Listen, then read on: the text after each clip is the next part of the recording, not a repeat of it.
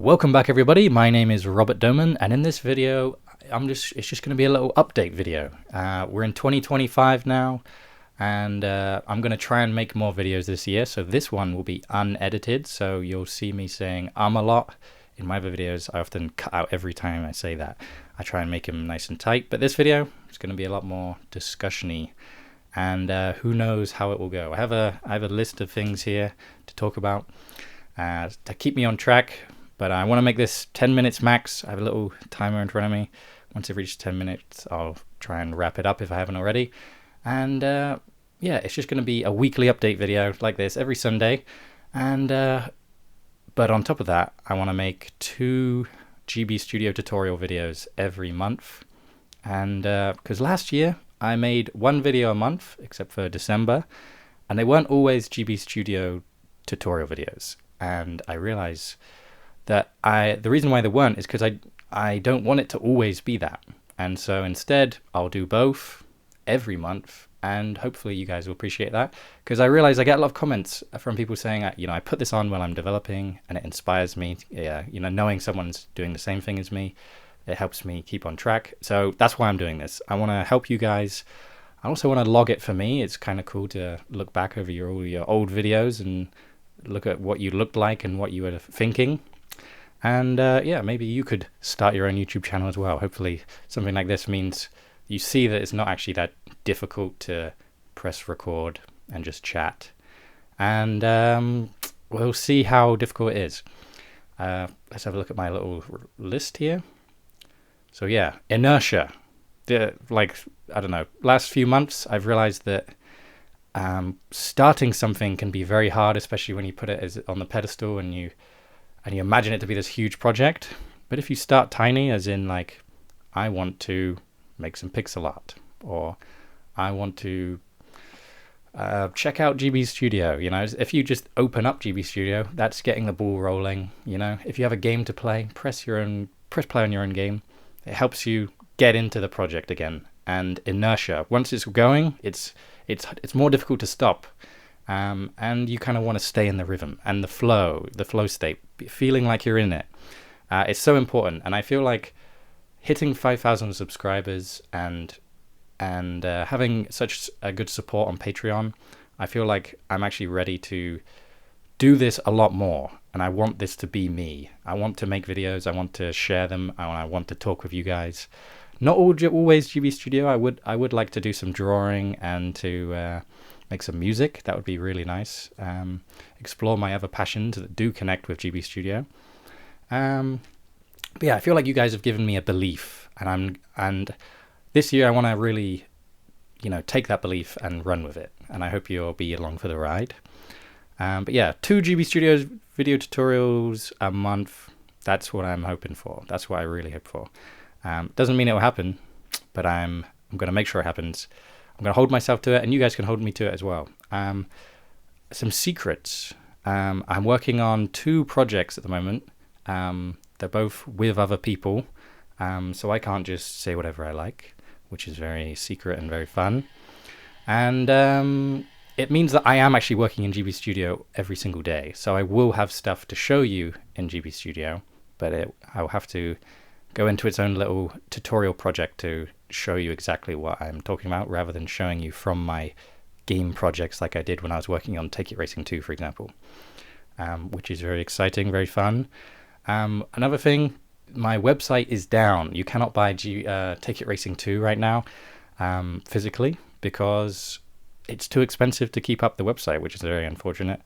Hopefully I can get that back up and running this year, but we'll see. I did find it very difficult to sell my game myself, because it requires me to do a lot of work. For example, to put them on the cartridges, that's all done. I got loads under my bed still that I need to sell. And the annoying thing is having the website up, receiving the orders, and then having to make sure I have the correct, parcel, what do you call them? Envelopes, bubble wrap envelopes. And then I have to take them to the post office, and all this stuff takes away from developing, right? And having to think about this stuff, keep on top of this, and make sure that I'm I'm doing this, because they're very sparse. The sales are very sparse. At the beginning there were quite a few, and then it tailed off, and now every now and again. And then making sure that I'm, in a place where I have the cartridges. I have to take them with me. Sometimes when I went on holiday, I'd take the cartridges in the car with me, and have a few in my rucksack when I went on holiday, just in case I get an order while I'm away, and I'd have to send it. And I think that happened once. So yeah, and obviously the reason why I do this is so that you guys get the game when you want it, because it's a business. You gotta give the customers what they want. But yeah, it was very I don't know. It wasn't what I wanted to do, and I prefer if someone else, like a publisher, could do it for me. So I'll have to think about that this coming year. Maybe I see on the back of the GB Studio magazine that there's this thing called Mod Retro, which I hadn't actually heard about before December last year.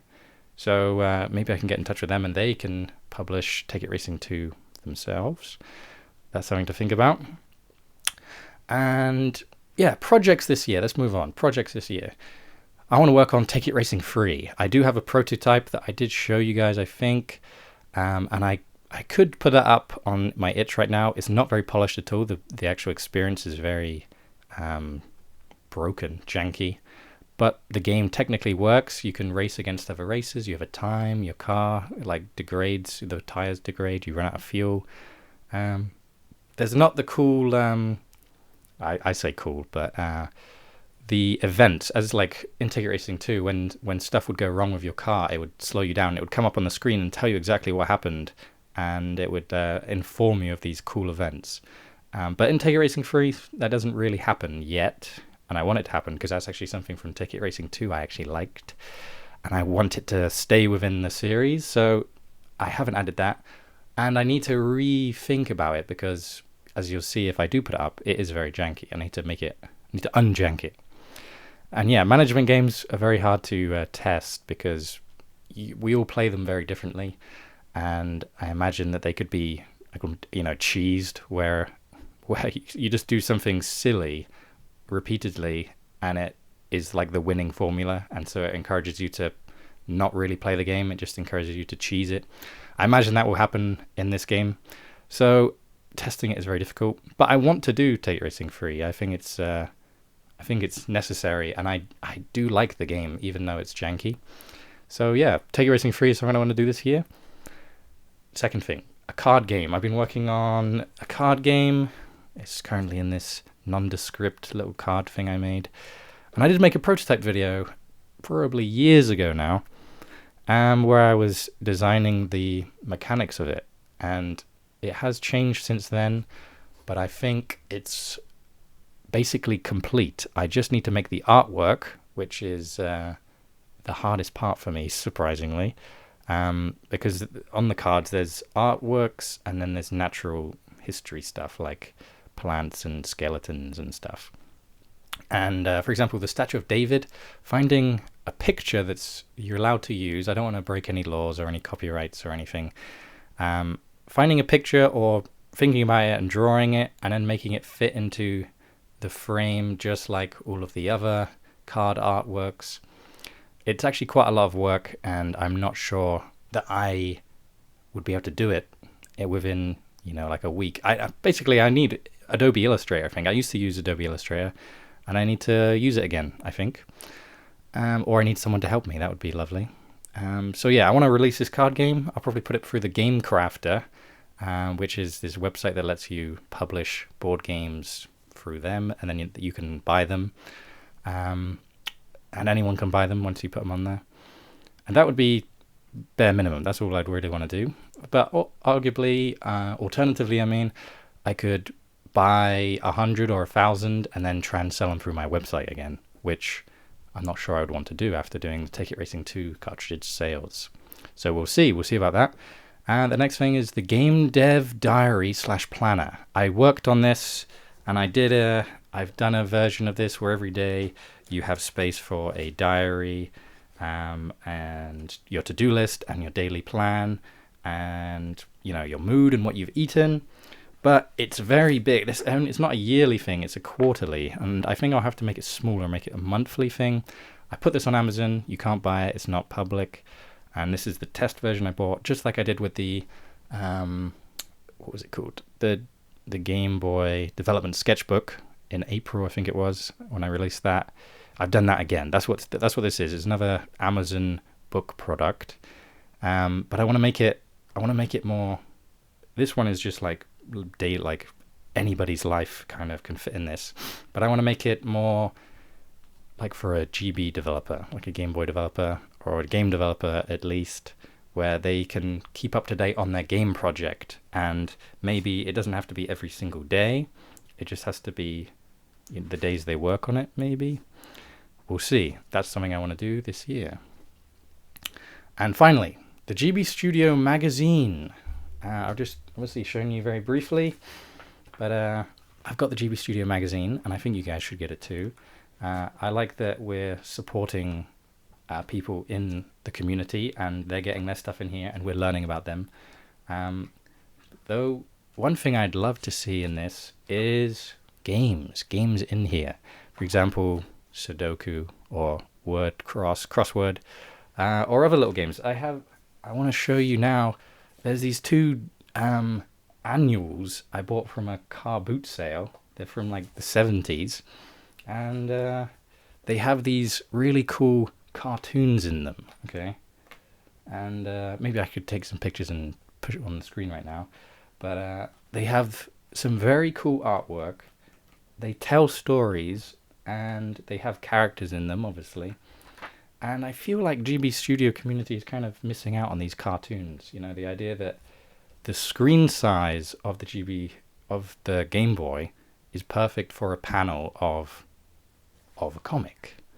And we could be making comics in GB Studio and then putting them to print on paper as well as on cartridge.